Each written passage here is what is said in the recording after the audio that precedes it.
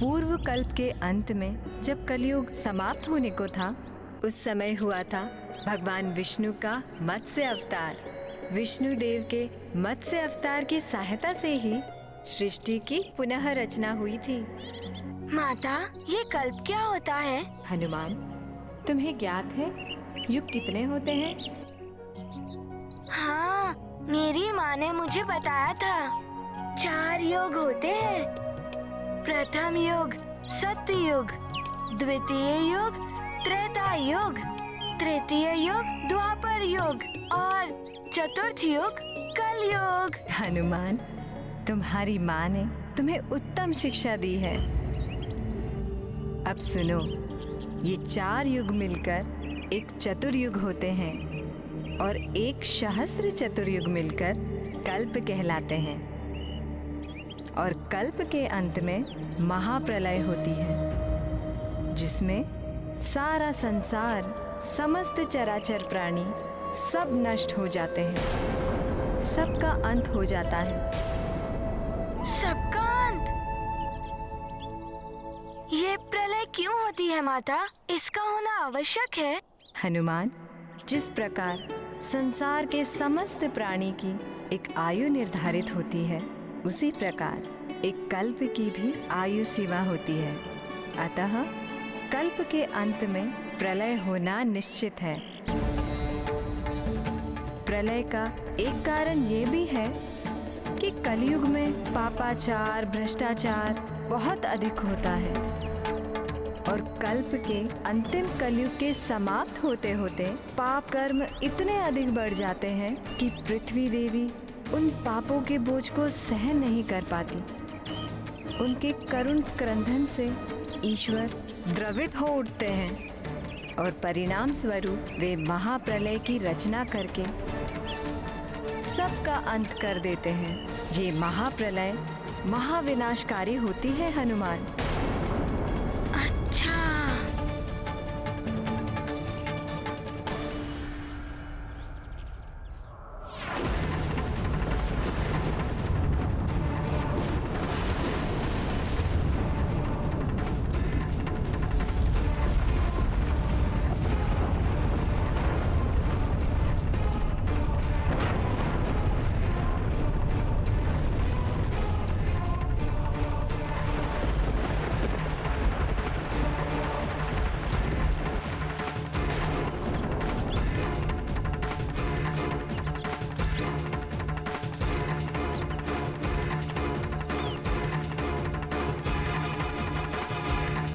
उस समय की महाप्रलय भी महाभयंकर हुई होगी।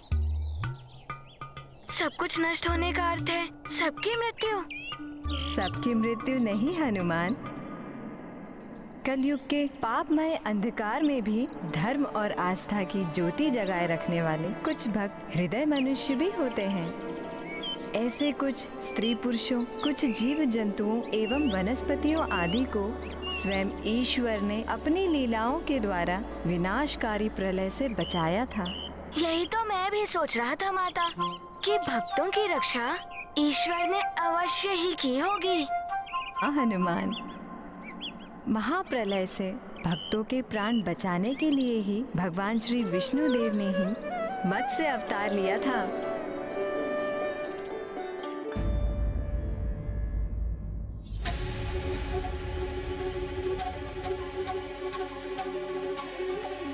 कलियुग के अंत का समय आ गया है, किंतु प्रभु के श्रीमुख पर विचलित होने के कोई संकेत नहीं दिखाई दे रहे हैं।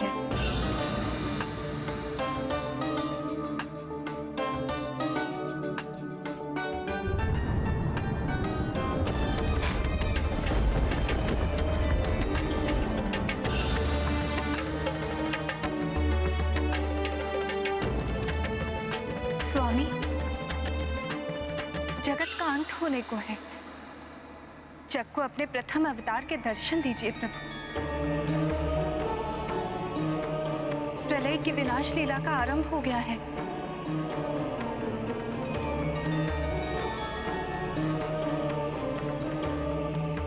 आश्चर्य है, मुझे आपके भक्तों एवं जीव जंतु आदि की चिंता हो रही है प्रभु।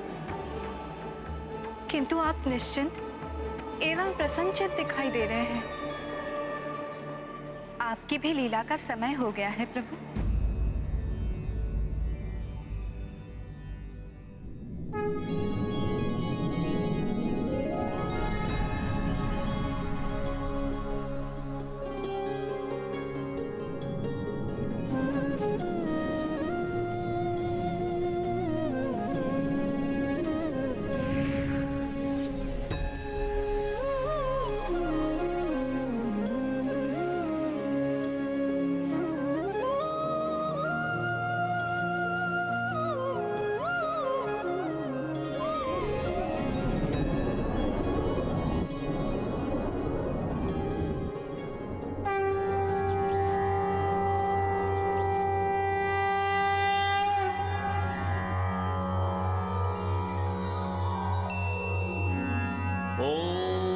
तत्पुरुषाय विद्महे महामीनाय धीमहि तनो विष्णु प्रचोदयात्।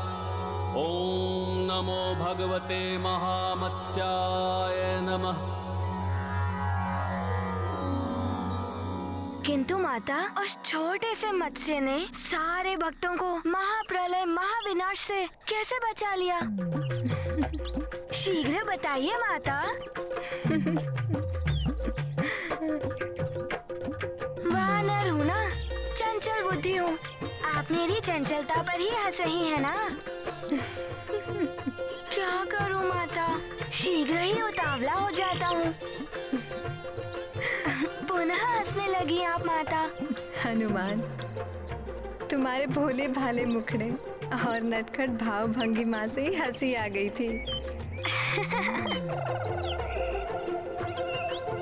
हनुमान, छोटी सी मुट्ठी में भी सारा संसार समा सकता है। स्मरण रहे हनुमान, संसार में छोटा बड़ा कुछ नहीं होता। जो आज बड़ा दिखाई दे रहा है वो कल छोटा हो जाता है, और जो आज छोटा है वो कल बड़ा भी हो जाता है। मुझे तो कुछ समझ में ही नहीं आ रहा है माता। हनुमान, जब कथा पूर्ण होगी तब तुम्हें मेरे कथन का अर्थ समझ में आएगा, अभी नहीं। तो शीघ्र बताइए ना माता, प्रभु विष्णु जी की मत्स्य अवतार की कथा। तो ध्यान पूर्वक सुनो।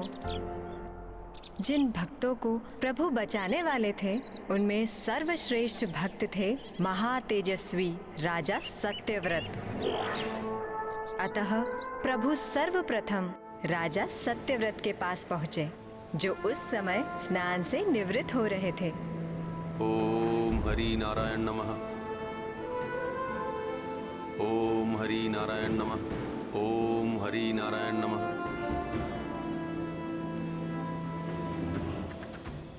ओम हरि नारायण नमः। ओम हरि नारायण नमः। रुक जाइए राजन।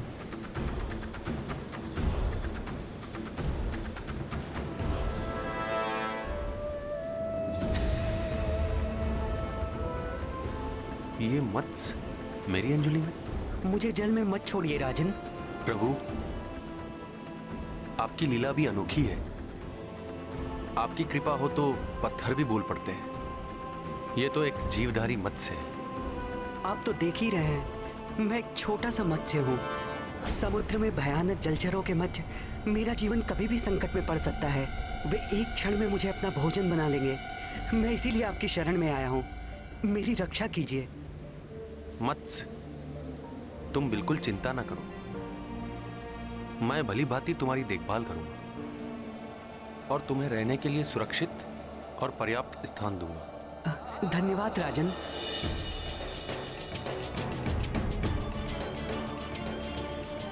अर्थात माता, प्रभु सत्यव्रत जी को प्रभु ने तनिक सा भी आभास नहीं होने दिया कि मत्स्य के रूप में स्वयं प्रभु ही थे। हाँ हनुमान, भगवान दर्शन देने से पूर्व अपने भक्त की भक्ति की कड़ी परीक्षा लेते हैं। हाँ, फिर राजा सत्यव्रत जी की प्रभु ने कैसे परीक्षा ली? राजा सत्यव्रत उन मत्स्य रूपी प्रभु को कमंडल में लेकर महल पहुंचे। हरिओम नमो नारायण। हरिओम नमो नारायण। हरिओम नमो नारायण। हरिओम नमो नारायण। हरिओम नमो नारायण।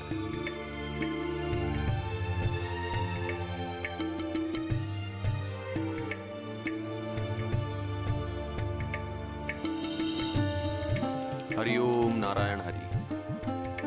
हरिओम नारायण हरि। यह ध्वनि कहां से आ रही है? यह गड़गड़ की ध्वनि तो और तीव्र हो गई। यह ध्वनि कहां से आ रही है?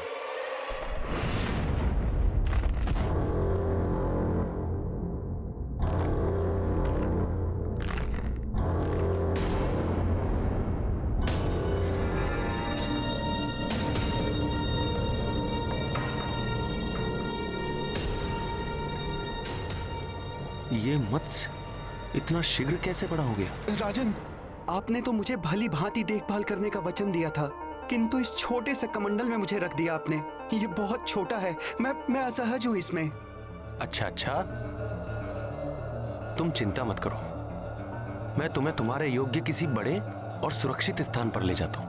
धन्यवाद राजन।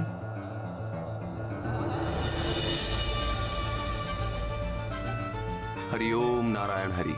हरिओम नारायण हरि।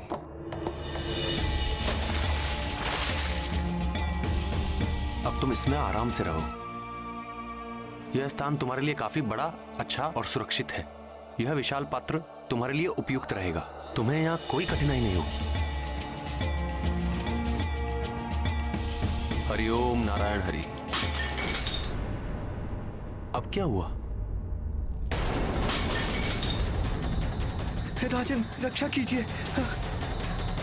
मत्स्य, तुम चिंता ना करो, हम तुम्हारे साथ किसी भी प्रकार की कोई दुर्घटना नहीं होने देंगे। हम तुम्हें इससे भी बड़े और उपयुक्त स्थान पर रखेंगे। धैर्य रखो। अर्थात पुनः प्रभु की लीला हुई? फिर क्या हुआ माता, शीघ्र बताइए ना। फिर जैसे ही राजा सत्यव्रत ने कक्ष के बाहर अपना पांव रखा,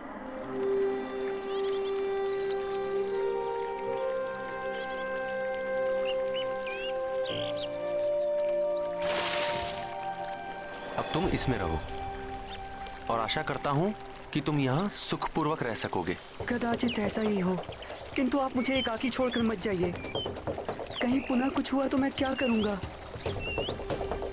अरे नहीं नहीं मत्स्य, तुम चिंता मत करो, मैं तुम्हें छोड़कर कहीं नहीं जाऊंगा। तुम यहाँ बिल्कुल सुरक्षित हो।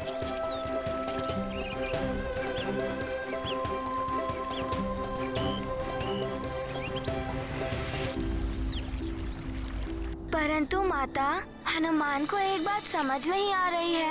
यदि प्रभु को मत्स्य रूप में बड़ा होना ही था, तो वो छोटे रूप में क्यों आए? और वो धीरे धीरे करके बड़े हुए, एक ही बार में बड़े क्यों नहीं हो जाते? बड़ी परीक्षाओं के उपरांत ही प्रभु के दर्शन होते हैं हनुमान। ये राजा सत्यव्रत के धैर्य एवं उनकी सहनशीलता की परीक्षा थी। इसके साथ ही भविष्य की घटना से भी इनका संबंध था।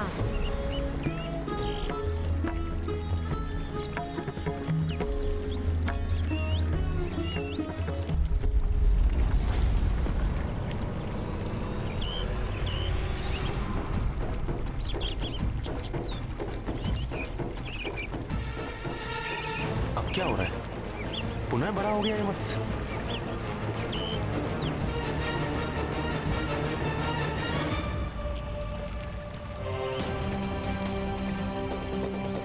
हे भगवान, विचित्र है यह मत्स्य। इसकी देह में कितनी तीव्रता से वृद्धि हो रही है।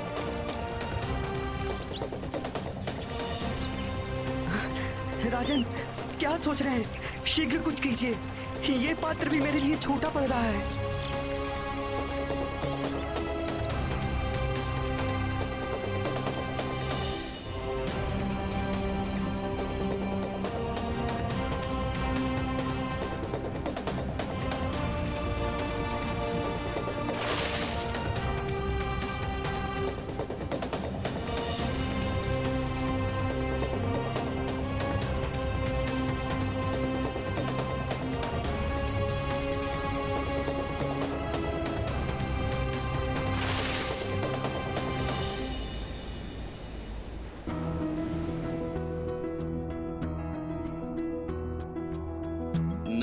धीमीन कमंडल माए, आकारा में बढ़ती जाए।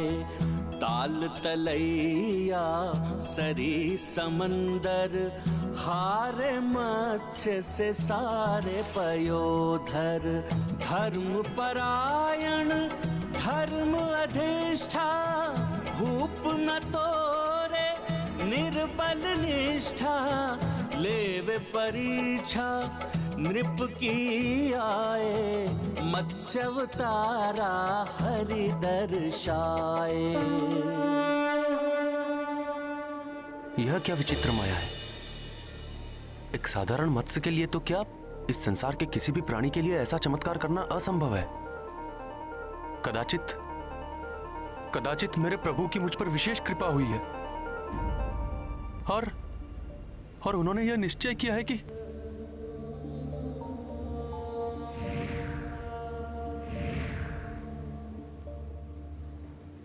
प्रभु, मेरे नारायण हरि, मैं जानता हूं कि इस अद्भुत मत्स्य रूप में आकर आपने अपने इस भक्त पर विशेष कृपा की है प्रभु।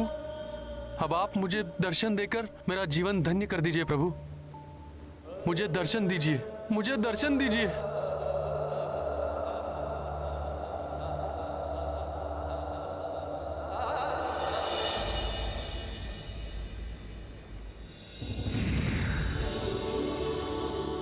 प्रभु। महाराज सत्यव्रत, वर्षों की कठिन तपस्या एवं साधना से भक्त भगवान को भी अपने वश में कर लेता है। देखिए, आज मैं भी आपकी श्रेष्ठ भक्ति के बंधन में बंधकर यहां चला आया। मेरे तो भाग्य ही खुल गए हरि नारायण। आपकी जय हो। आपको मेरा कोटि कोटि नमन। जय हो आपकी।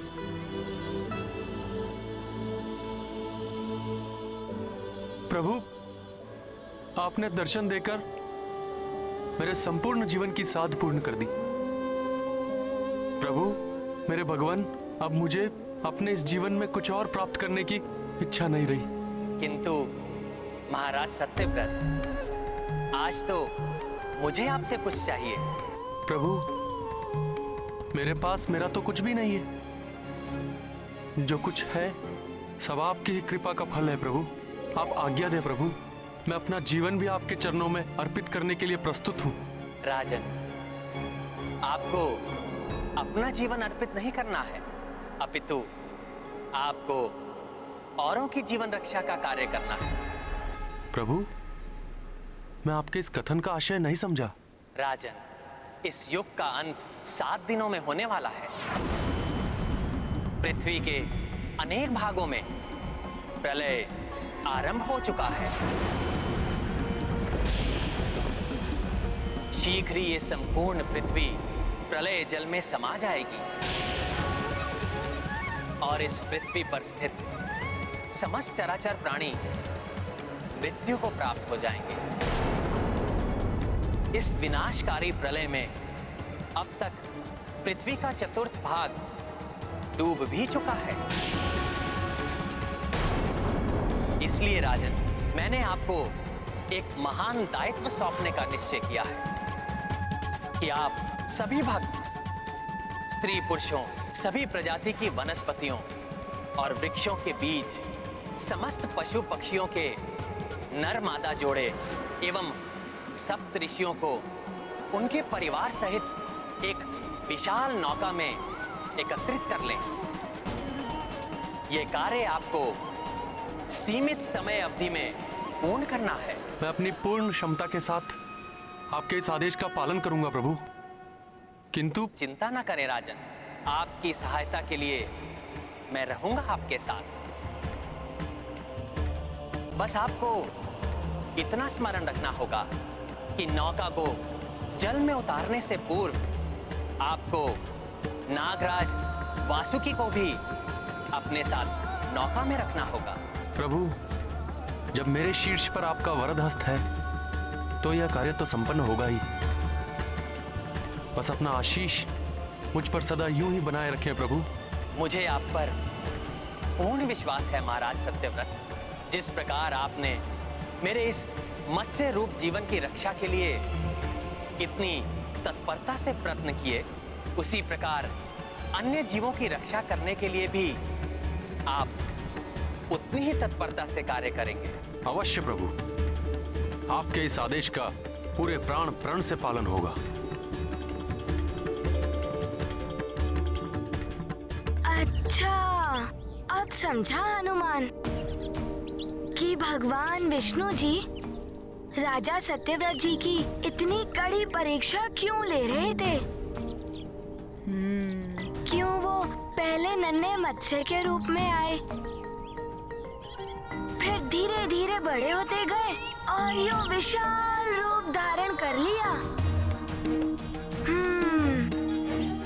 राजा सत्यव्रत जी की सहनशीलता की सीमा को देखना चाह रहे थे वो, कि सबके प्राण बचाने के लिए राजा सत्यव्रत पूर्ण तत्परता से कार्य कर सकते हैं या नहीं। किंतु मैं अभी भी ये नहीं समझ पा रहा हूँ कि भगवान विष्णु ने मत्स्य का रूप ही क्यों धारण किया। जब पूर्ण कथा सुनोगे हनुमान, तो तुम्हें ये भी समझ आ जाएगा। जैसे तुम राजा सत्यव्रत की परीक्षा के बारे में जान गए हो, परीक्षा की सफलता ने ही राजा सत्यव्रत को इतना महान उत्तरदायित्व दिलाया। वे भी पूर्ण तत्परता एवं मनोयोग से विष्णुदेव के भक्तों, सहृदय एवं सत्कर्मी स्त्री पुरुषों एवं अन्य जीवधारियों और वनस्पतियों को एकत्रित करने में जुट गए। उनके सेवक भी हर दिशा से मनुष्यों, प्राणियों और वनस्पतियों को ला रहे थे।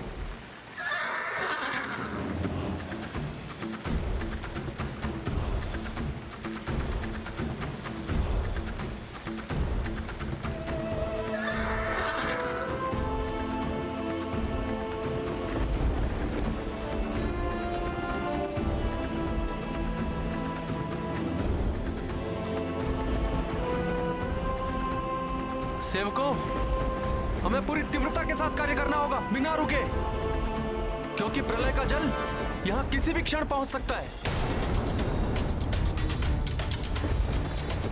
इसलिए बिना क्लांत हुए पूरी शक्ति से कार्य करो।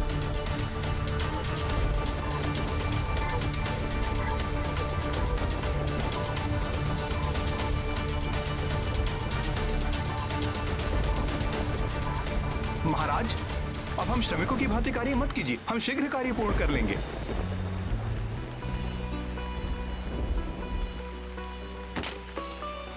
राजा तो प्रजा का सेवक होता है। प्रजा के जीवन की रक्षा करना ही राजा का प्रथम कर्तव्य है। जितने हाथ श्रम करेंगे जी, उतना ही कार्य तेजी से पूर्ण होगा। जी महाराज।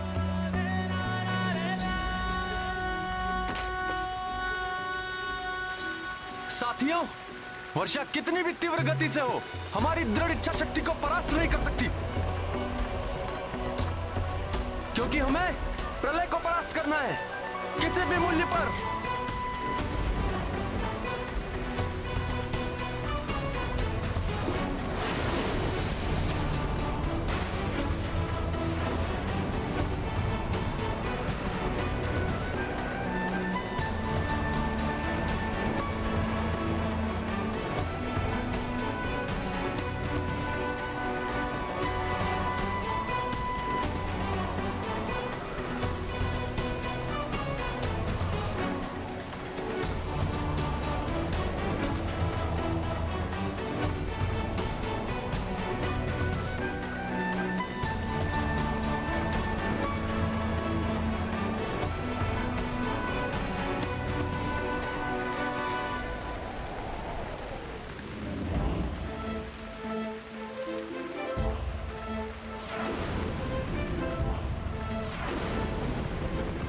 साथियों, समय बहुत अल्प है मित्रों। अपनी संपूर्ण शक्ति और सामर्थ्य लगा दो। विनाशकारी प्रलय का जल हमें डुबाने को उतावला है, किंतु हम भी सबके जीवन की रक्षा के लिए तत्पर हैं। हमें संसार के भविष्य के लिए सभी चराचर प्राणियों और वनस्पति को बचाना है। एक क्षण का भी विलंब नहीं होना चाहिए, अन्यथा अनर्थ की संभावनाएं बढ़ जाएगी। यह आखिरी लकड़ी शेष है। महाराज, सभी मनुष्य, पशु, पक्षी वर्ग एवं वनस्पतियों के बीज आदि एकत्रित कर लिए गए हैं। नागराज वासुकी भी शीघ्र ही आते होंगे। नौका का कार्य भी लगभग पूर्ण हो चुका है। ये लो, लगाओ इसे। आओ, शीघ्र करो। जी महाराज। जो आज्ञा महाराज।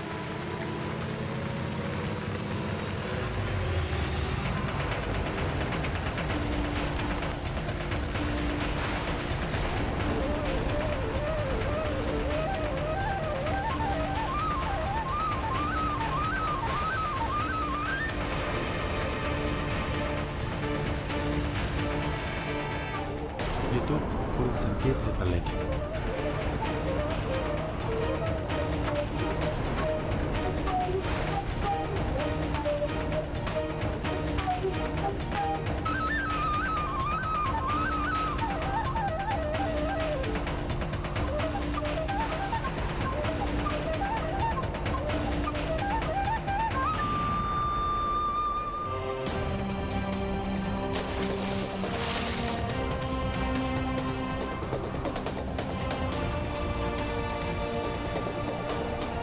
नौका के द्वार खोल दो और सबको शीघ्र अतिशीघ्र नौका में भेजो। जी महाराज। शीघ्र करो।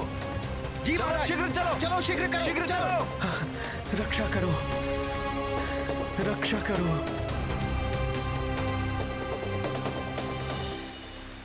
जाइए शीघ्र।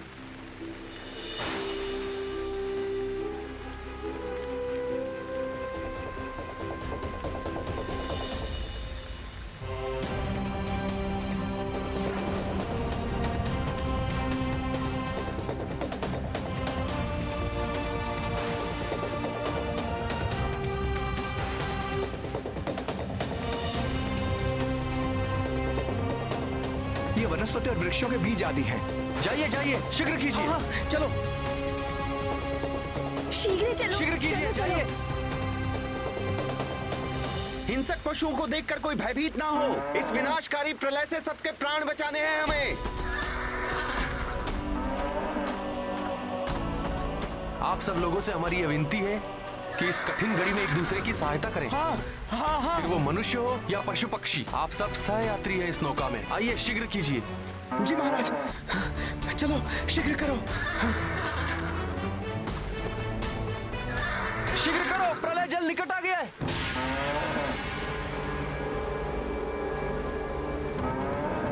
प्रलय जल तो आ ही गया है राजन। कहीं ये शेष लोग छूट ना जाएं। आप चिंता मत कीजिए, मैं किसी को छूटने नहीं दूंगा। शीघ्र कीजिए, जाइए शीघ्र। हाँ जी महाराज, शीघ्र करो।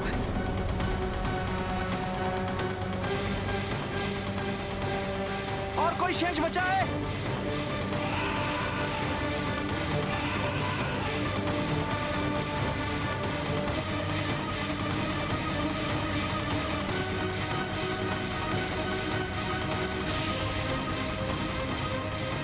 ये नागराज वासुकी कहाँ रह गए?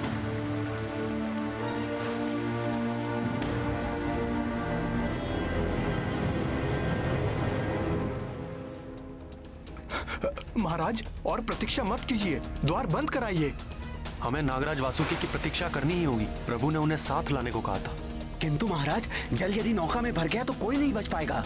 आप सब लोग धैर्य रखें, मुझे पूर्ण विश्वास है नागराज वासुकी शीघ्र ही आते होंगे।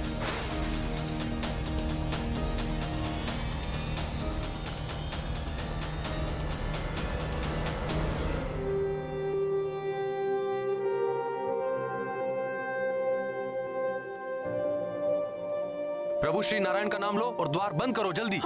हरिओम नारायण हरि, हरिओम नारायण हरि।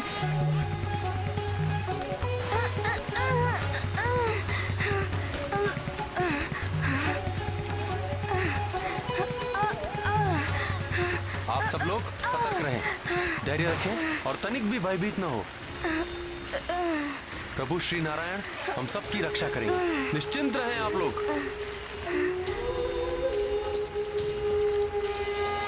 हे भगवान, ऐसे विनाशकारी लहरें, कहीं नौका ही ना पलट जाए। शुभ शुभ बोलो, प्रभु पर भरोसा रखो, वो सब ठीक कर देंगे।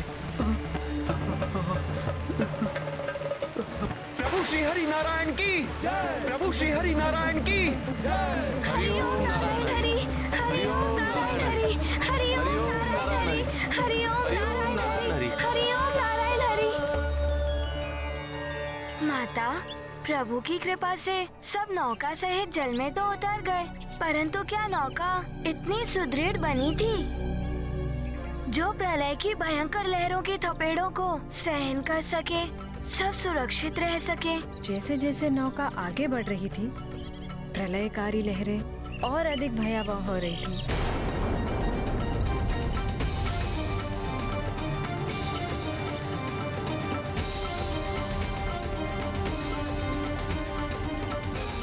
धैर्यवान और संकल्पी व्यक्ति को ही जीवन में बड़ा कार्य करने का उत्तरदायित्व मिलता है।